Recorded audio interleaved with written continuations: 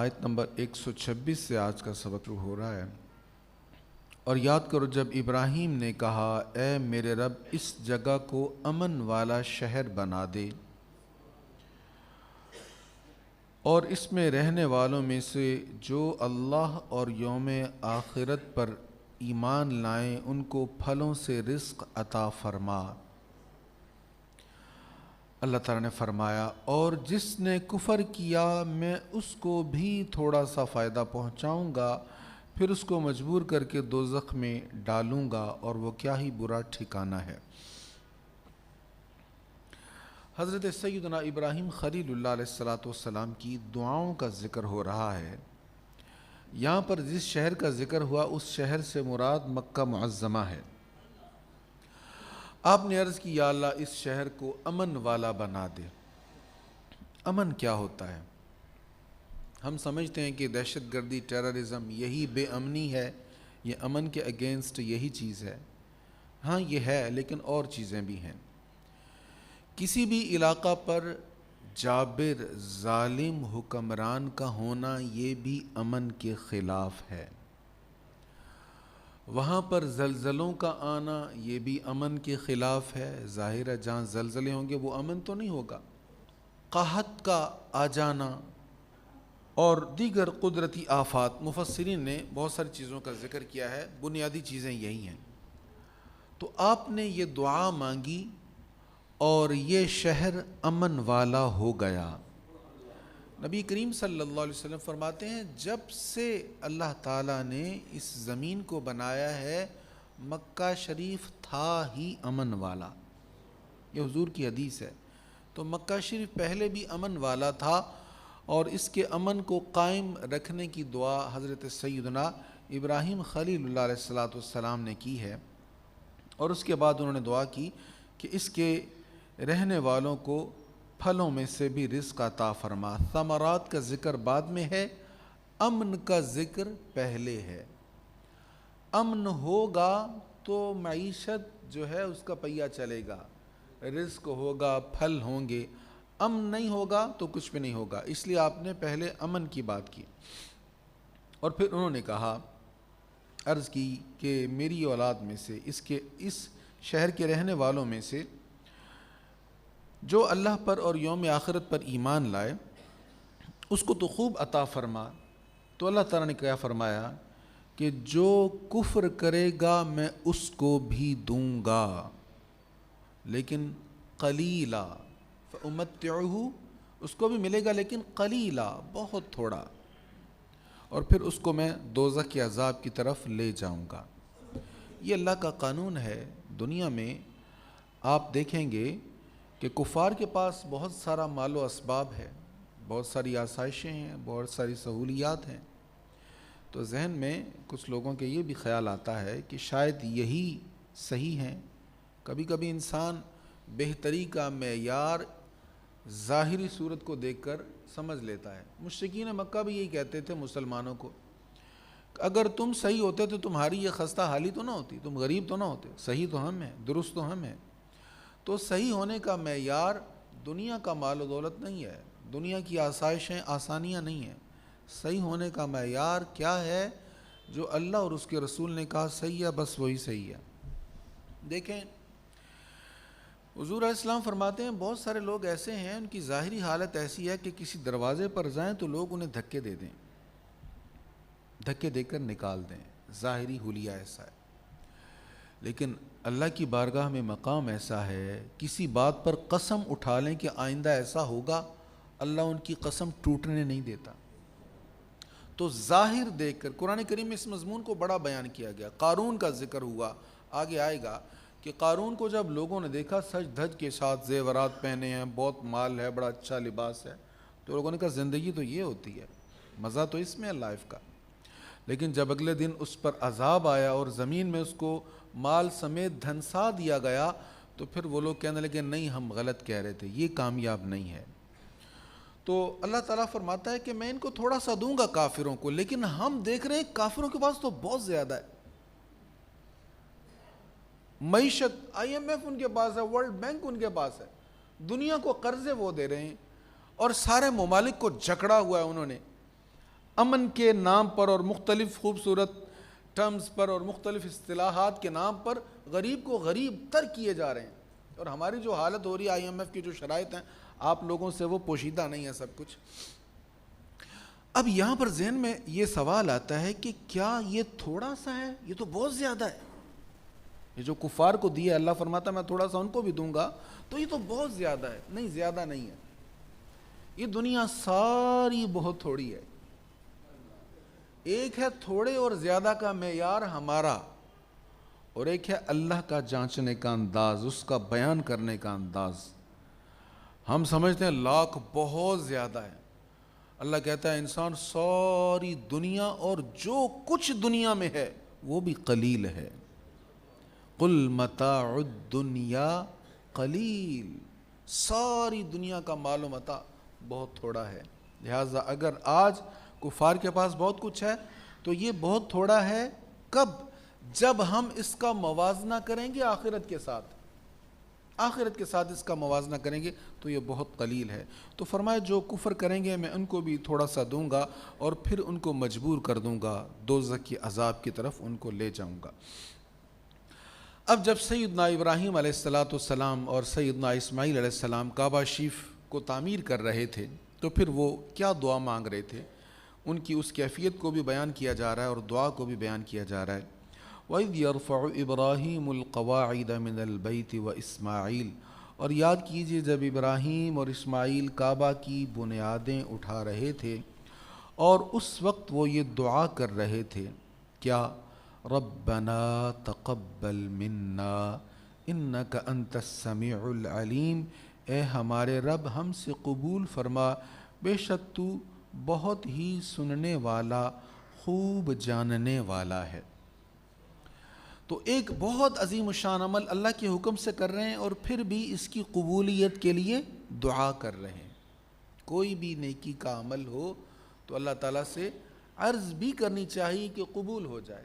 بہت سارے اعمال ہوتے ہیں، بہت سارے کام ہوتے ہیں نیکیوں والے، انسان کرتا ہے لیکن کوئی کوتاہی ہو جاتی ہے، قبول نہیں ہوتے۔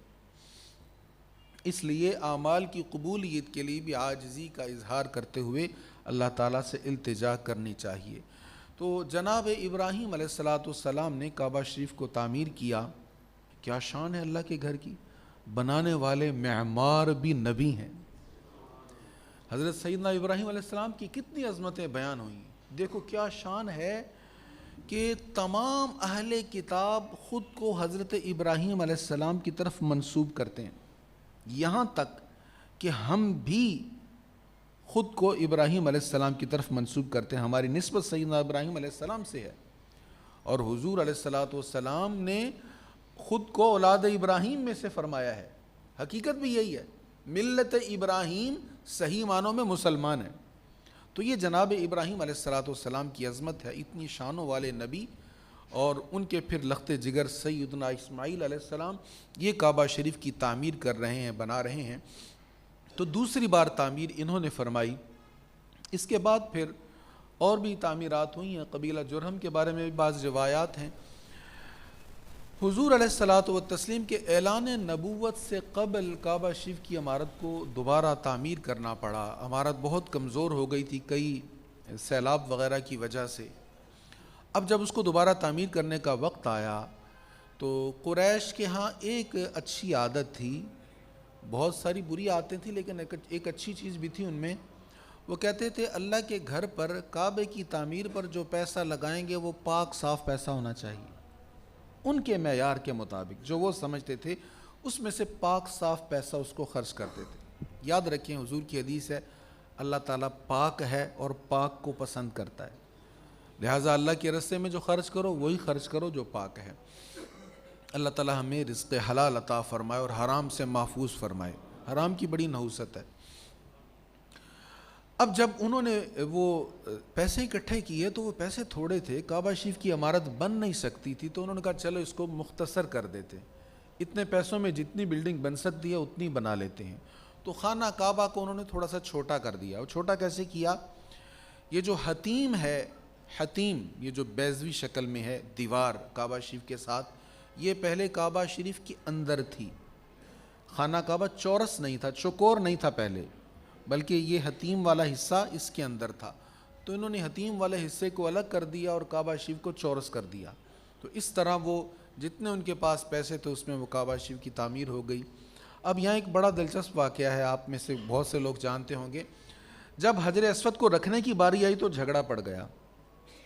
ہر قبیلے والا کہنے لگا کہ حجر اسود بڑا مقدس پتھر ہے تو اس کو ہم رکھیں گے۔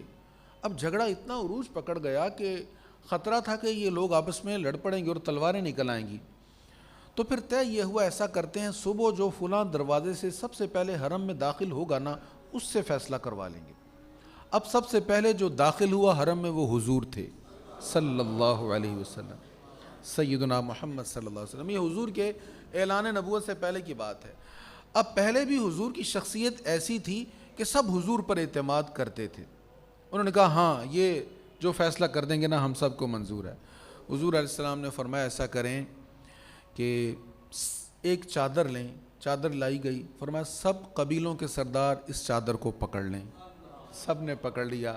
حضور علیہ السلام نے حجر اسود کو اس کے اندر رکھا، فرمایا اب سبھی اٹھا کر اس کو کعبہ شریف تک لے جائیں، سبھی لے گئے۔ حضور علیہ السلام نے اپنے ہاتھ سے پھر اس کو وہاں پر رکھ دیا، اب سب اس میں شریک ہو گئے۔ یہ ہے حکمت۔ یہ جب فیصلہ حضور نے کیا نا تو لوگوں نے کہا واہ بھائی واہ، واقعی تو ہاشم کی اولاد ہے۔ حضور کے پردادا کا نام ہاشم ہے اور حضرت ہاشم بھی بڑے دانا تھے۔ عرب میں بڑا انقلاب آیا تھا ان کے چند فیصلوں سے، حالانکہ مختصر عمر تھی ان کی، تقریباً 26 سال میں شاید ان کا وصال تھا حضرت ہاشم کا، اس نسبت سے حضور خود کو ہاشمی کہلاتے ہیں۔ تو بہرحال کعبہ شریف کی یہ تعمیر ہو گئی، اب مختصر ہو گیا۔ بعد میں ایک دور میں مسلمانوں نے ہی اس کو پھر حتیم کو شامل کیا، لیکن پھر بعد میں پھر حتیم کو اس میں سے نکال دیا گیا۔ تو یہ جو حضرت سیدنا ابراہیم علیہ السلام اور اسماعیل علیہ السلام نے تعمیر کی ہے، یہ دوسری بار تعمیر تھی کعبہ شریف کی مفسرین کے مطابق۔ تو یہ دعا کر رہے ہیں ربنا تقبل منا انک انت السمیع العلیم، اے ہمارے رب ہم سے قبول فرما، بے شک تو بہت ہی سننے والا خوب جاننے والا ہے۔ اور کیا دعائیں کی؟ ربنا واجعلنا مسلمین لک ومن ذریتنا امۃ مسلمۃ لک، اے ہمارے رب اور ہمیں خاص اپنی فرما برداری پر برقرار رکھ، اور ہماری اولاد میں ایک امت کو خاص اپنا فرما بردار کر۔ اپنے لیے بھی دعا مانگ رہے ہیں، اپنی اولاد کے لیے بھی دعا مانگ رہے ہیں۔ تو یہاں سے معلوم کیا ہوا؟ اپنی اولاد کے لیے بھی دعا مانگنی چاہیے۔ میں تو کہا کرتا ہوں یہ دعا مانگنی چاہیے کہ اللہ قیامت تک ہماری نسلوں میں مسلمان پیدا کرنا۔ تو یہ دعا یہی کر رہے ہیں کہ ان کو اپنا فرما بردار رکھ۔ پھر اللہ نے دعا کو قبول فرمایا کہ جناب ابراہیم علیہ السلام کی اولاد، جناب اسماعیل علیہ السلام کی اولاد کو بڑی عظمتیں ملی۔ حضرت سیدنا اسماعیل علیہ السلام کی اولاد حضور علیہ السلام کی ولادت تک، حضور کے سلسلہ میں جتنے بھی لوگ ہیں سب اللہ کو ماننے والے تھے، کوئی مشرک نہیں تھا۔ حضور کے والد، حضور کے دادا، حضور کے پردادا، یہ سلسلہ چلتا چلتا جناب سیدنا اسماعیل علیہ السلام تک سب موحد تھے، کوئی بھی ان میں مشرک نہیں تھا۔ اور انہوں نے دعا کی وَأَرِنَا مَنَاسِكَنَا وَتُبْ عَلَيْنَا إِنَّكَ أَنْتَ التَّوَّابُ الرَّحِيمُ، اور ہمیں حج کی عبادات بتا اور ہماری توبہ قبول فرما، بے شک تو ہی بہت توبہ قبول فرمانے والا، بہت رحم فرمانے والا ہے۔ تو اللہ تعالیٰ نے سیدنا جبریل علیہ السلام کو بھیجا، انہوں نے حج کے ارکان کیے، ادا کیے، تو ان کو دیکھ کر سیدنا ابراہیم علیہ السلام نے مناسک حج ان سے سیکھ لیے۔ اب یہاں کیا دعا کر رہے ہیں؟ ایک دعا آخر میں کیا ہے اس آیت کے کہ ہماری توبہ قبول فرما۔ کون کہہ رہا ہے؟ ابراہیم علیہ السلام، اسماعیل علیہ السلام۔ حالانکہ تمام انبیاء گناہوں سے پاک ہیں، تمام انبیاء گناہوں سے پاک ہیں، تو جو پاک ہیں وہ کہہ رہے ہیں مولا توبہ قبول فرما۔ جو پاک ہیں، میرے آقا کریم علیہ السلام فرمایا میں روزانہ 70 بار سے زائد استغفار کرتا ہوں۔ ایک روایت میں فرمایا 70 بار روز میں استغفار کرتا ہوں۔ آج ہم سوچیں ہم کتنی بار استغفار کرتے ہیں؟ ہم تھوڑا سا عمل ہو جائے اس پر نازاں رہتے ہیں۔ استغفار بڑے کمال کی چیز ہے، اللہ ہمیں عطا فرمائے، توفیق دے امام رازی نے ایک بڑی خوب بات لکھی ہے. آپ فرماتے ہیں جب ہم گناہ کرتے ہیں تو گناہوں کی وجہ سے ایک چھتری نما کچھ ہمارے اوپر آ جاتا ہے، گناہوں کی نحوست ہمارے اوپر چھا جاتی ہے، اور ٹینٹ سمجھ لیں، چھتری سمجھ لیں، امبریلا سمجھ لیں، وہ ہمارے اوپر آ جاتی ہے گناہوں کی نحوست. اس کی وجہ سے اللہ کی رحمت جو ہر وقت برس رہی ہے وہ ہم اس سے محروم ہو جاتے ہیں. ہر وقت جو رحمت خداوندی برس رہی ہے ہم اس سے محروم ہو جاتے ہیں، وہ گناہوں کی نحوست کی وجہ سے. تو کہتے ہیں جیسے ہی ہم استغفار کرتے ہیں وہ چاک ہو جاتی ہے اور پھر براہ راست رحمت ہم تک پہنچنے لگ جاتی ہے. اس لیے یہاں بھی استغفار کرتے رہیں، اور کبھی توفیق ہو مکہ شریف جائیں، مدینہ شریف جائیں، دروشی بھی پڑھیں، تلاوت بھی کریں، استغفار بھی کرتے رہیں، انشاءاللہ رحمتوں کا لطف آئے گا. اللہ ہمیں عطا فرمائے. اچھا، اور کیا دعا مانگی؟ یہ بڑی زبردست دعا ہے.